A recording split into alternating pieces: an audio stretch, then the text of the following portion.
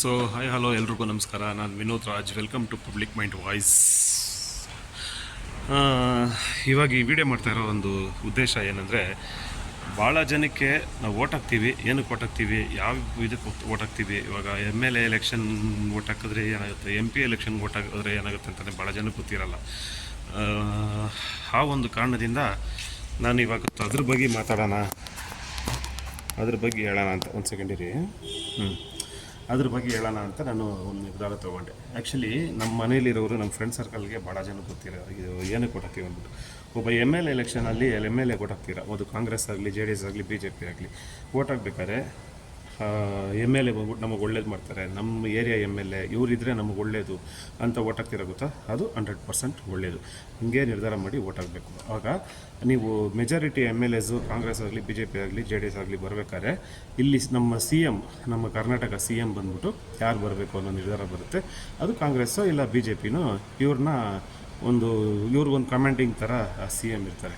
ಈ MLAಗಳಿಗೆ ಒಂದು ಕಮಾಂಡಿಂಗ್ ಥರ CM ಇದ್ದು ಕೆಲಸ ಮಾಡಿಕೊಡೋ ಥರ ಇರ್ತಾರೆ. ಅದಕ್ಕೆ ನಾವೇನು ಮಾಡಬೇಕಂದ್ರೆ, ನಮ್ಗೆ ಈ CM ಬಂದರೆ ಒಳ್ಳೆಯದು, ಈ CM ಬಂದರೆ ಕೆಟ್ಟದ್ದು, ಇವ್ರು ಬಂದರೆ ನಮಗೆ ಕೆಲಸ ಆಗುತ್ತೆ, ಇವ್ರು ಬಂದರೆ ಕೆಲಸ ಆಗಲ್ಲ ಅಂತ ನಾವು ಅಂದ್ಕೊಂಡಿರ್ತೀವಲ್ಲ, ಅಂಥ ಟೈಮಲ್ಲಿ ನಾವು ನಮ್ಮ MLAಗಳನ್ನ ಸೆಲೆಕ್ಟ್ ಮಾಡಬೇಕಾಗುತ್ತೆ. ಅದು ಯಾವ MLA ಬೇಕು, ನಮ್ಮ ಏರಿಯಾಗೆ ಯಾವ MLA ಬೇಕು, ನಮ್ಮ ಏರಿಯಾ ಸುತ್ತಲೂ ಒಳ್ಳೆ ಕೆಲಸಗಳನ್ನ ಮಾಡಿಕೊಡೋದು ಯಾರು, ಇಂಥದನ್ನೆಲ್ಲ ನಾವು ನೋಡಬೇಕಾಗುತ್ತೆ. ಆ್ಯಸ್ ಎ ಸೇಮ್ ಟೈಮ್ ಬಂದ್ಬಿಟ್ಟು MP ಎಲೆಕ್ಷನ್ ಅಂತ ಬಂದಾಗ ನಮ್ಮ CMಗೂ ಅದಕ್ಕೂ ಸಂಬಂಧ ಇರಲ್ಲ. ಇದು ಸೆಂಟ್ರಲಲ್ಲಿ ಯಾರು ಬೇಕು, ನಮಗೆ ನಮ್ಮ ಇಂಡಿಯಾನ ಯಾರು ಕಾಪಾಡಬೇಕು, ಇಂಡಿಯಾಗೆ ಹೋಗಿರ್ಬೋದು.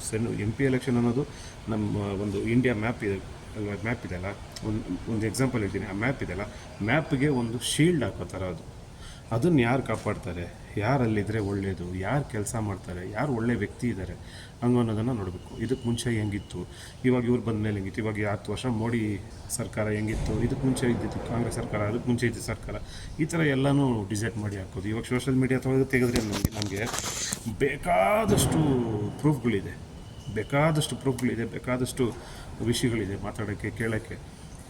ಅದನ್ನೆಲ್ಲ ನೋಡಿ ನೀವು ಇದು ಮಾಡ್ಬೋದು. ಇವಾಗ ಕೆಲವರು ಏನು ಮಾಡ್ತಾರಂದರೆ, ನಾವು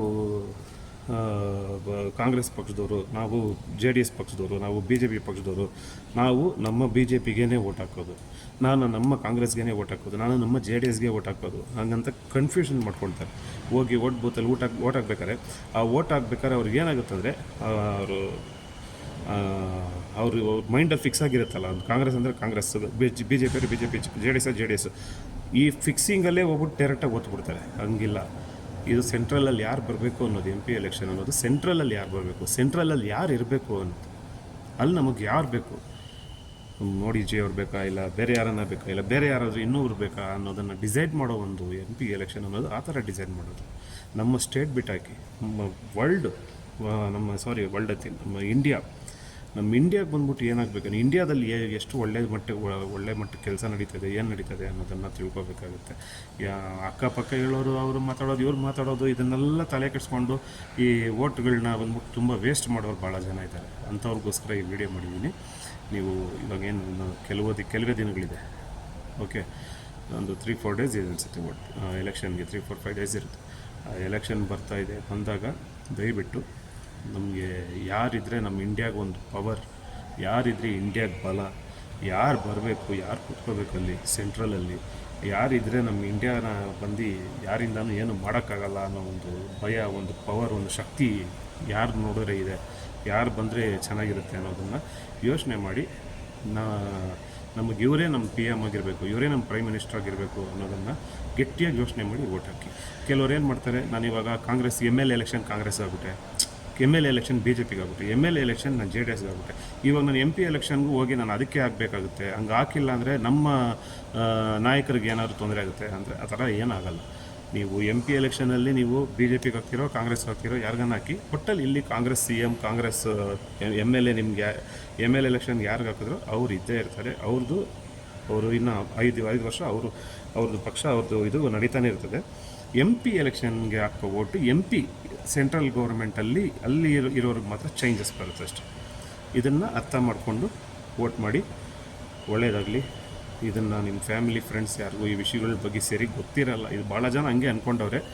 ನಾನು ಯಾವಾಗಲೂ ನಾನು ಯಾರನ್ನ ಅಲ್ಲಿ ಯಾರನ್ನ ನಿಂತ್ಕೊಳ್ಳಪ್ಪ, ನಾನು ಹೋಗಿ ಒತ್ತೋದೇ ಬಂದ್ಬಿಟ್ಟು ಬಿ ಜೆ ಪಿಗೆ, ನಾನು ಹೋಗಿ ಒತ್ತೋದೇ ಕಾಂಗ್ರೆಸ್ಗೆ, ನಾನು ಹೋಗಿ ಒತ್ತೋದೇ ಜೆ ಡಿ ಎಸ್ಗೆ ಅಂತ ಮೈಂಡ್ಸೆಟ್ಟಲ್ಲಿ ಇರ್ತಾರೆ. ಅವ್ರಿಗೆಲ್ಲ ಬಂದ್ಬಿಟ್ಟು ಈ ವಿಡಿಯೋನ ಶೇರ್ ಮಾಡಿ, ಏನಕ್ಕೋಸ್ಕರ ನಾವು ವೋಟ್ ಮಾಡ್ತಾಯಿದ್ದೀವಿ, ಏನು ಮಾಡ್ತಾಯಿದ್ದೀವಿ ಅನ್ನೋದನ್ನು ತಿಳ್ಕೊಂಡು ವೋಟ್ ಮಾಡಲಿ.